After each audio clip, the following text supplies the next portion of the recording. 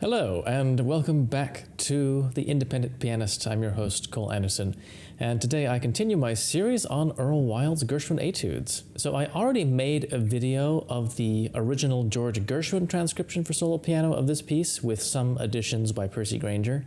You can find that on my Gershwin playlist, which should be popping up right about now. Earl Wild's version is similar in the sense that it is in the same key as the original, E-flat major, but very different in other regards. Like most of these etudes, the spaces in between the melody notes are filled out with a diaphanous figuration. This particular one of the etudes is also quite striking for having originally been written for the left hand alone. Later on, Earl Wild revised it to include the right hand, but you can still see the traces of its origin in the way that this music is written in the beginning.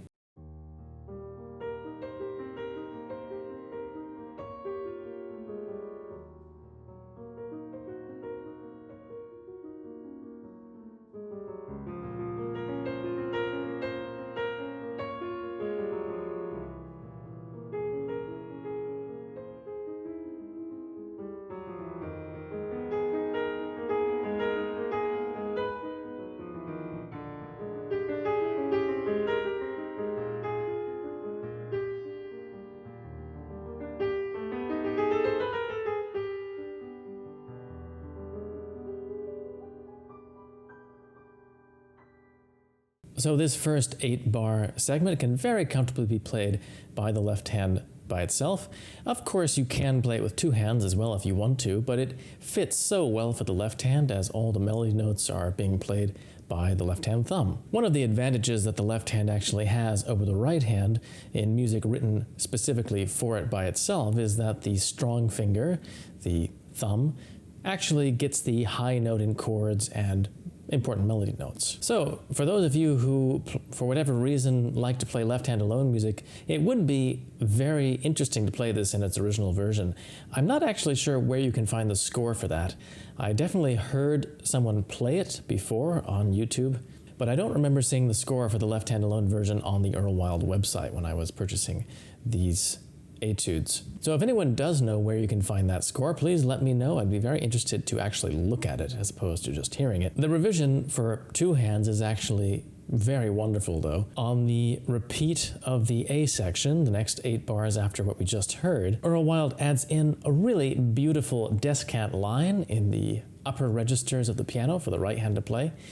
And to make room for this line, he does expand the music into 3 staves. This is just to make it a little bit more clear which hand is handling what, so the bottom 2 staves are still played by the left hand alone. And now the figuration starts to appear above as well as below the melody in the left hand part, so it begins to get a little bit more acrobatic to play this section. And it's very wonderful the way that Earl Wild has slightly altered the rhythms in the melody part so that the descant line and the main melody never quite line up. It gives it a wonderful kind of improvisatory, floating feeling to this whole passage.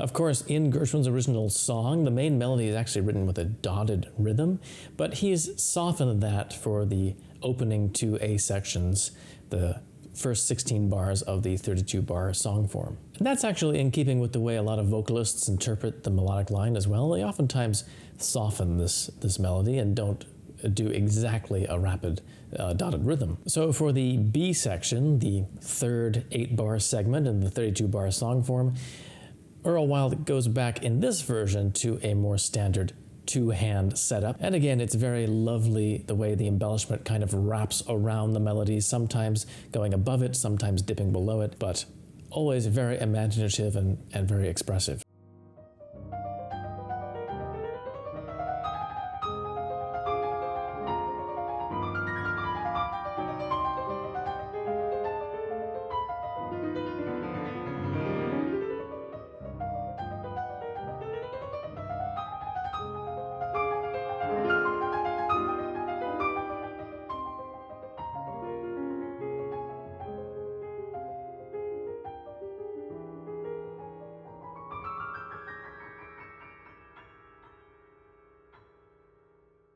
Now, finally, for the final 8-bar segment in the form, we do get the original rhythm of the melody, and it's presented in a way which is quite reminiscent of Gershwin's original transcription for solo piano. So it's obvious that this is supposed to be a little bit of a nod towards Gershwin's original version. All that Wilde has done has kind of expanded things a little bit and made the descending chromatic line in the inner voice, which is always a feature that goes along with the melody, he's expanded that line into double notes. But still, this shouldn't be at all virtuosic in the normal sense. This should all be played very expressively.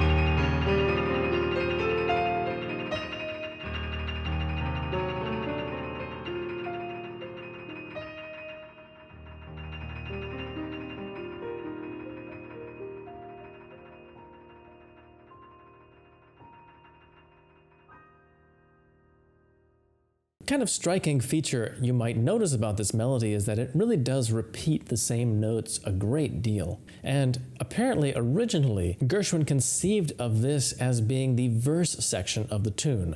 So the verse section is usually the more talky part, which opens the song, which sets up the main melody in the chorus and the main lyrics in the chorus. I believe in this case it was actually Gershwin's longtime collaborator, lyricist, and a brother, Ira, who suggested that this melody could actually be the main chorus instead of just being the verse. And it worked out very well that that is indeed what they went with in the end. And actually, it's not unusual for some of the great Gershwin songs to feature a lot of repeated notes. A very powerful aspect of what makes the song so special is the way that the harmony interacts with this repeated melodic structure. So in The Man I Love, it's the continual chromatic descent in the inner voice, which is mirroring the harmonic motion in the bass, which really makes this song work and makes it so magical. So is there anything else to say about this? I don't think so. Stay tuned for the complete performance coming up. I'm about to jet off today in a few hours to the West Coast. I have some concerts and performances coming up, including my concert on Vashon Island on September the 7th, Saturday at 7:30 p.m. And I've got all the information for that linked in the description box if you're interested in getting tickets and going quite close to Seattle, actually. So any of my viewers who might be in Seattle could hop on the ferry and head over to Vashon for the day to see the concert. It'd be wonderful to see you there. I'm going to be playing Fanny Mendelssohn's Complete Suite in E minor, the Complete Miroir by Maurice Ravel, as well as the Complete Gershwin Etudes by Earl Wild to finish off. Also, check out my new album. It is up now on Spotify, YouTube Music, all the other major streaming sites. Or even better, you can go to my Patreon page, which is linked in the description box, and you can download it directly. That's a fantastic way to support the channel if you don't feel like signing up for a recurring donation on Patreon, which you also can do. And thank you to all my current Patreon supporters as well. I really couldn't do it without your continued support of this venture. So thank you so much for watching. Stay tuned, the complete performance is coming up. I'll see you next week for some more great music and hopefully great conversation. Until then, keep practicing and stay well.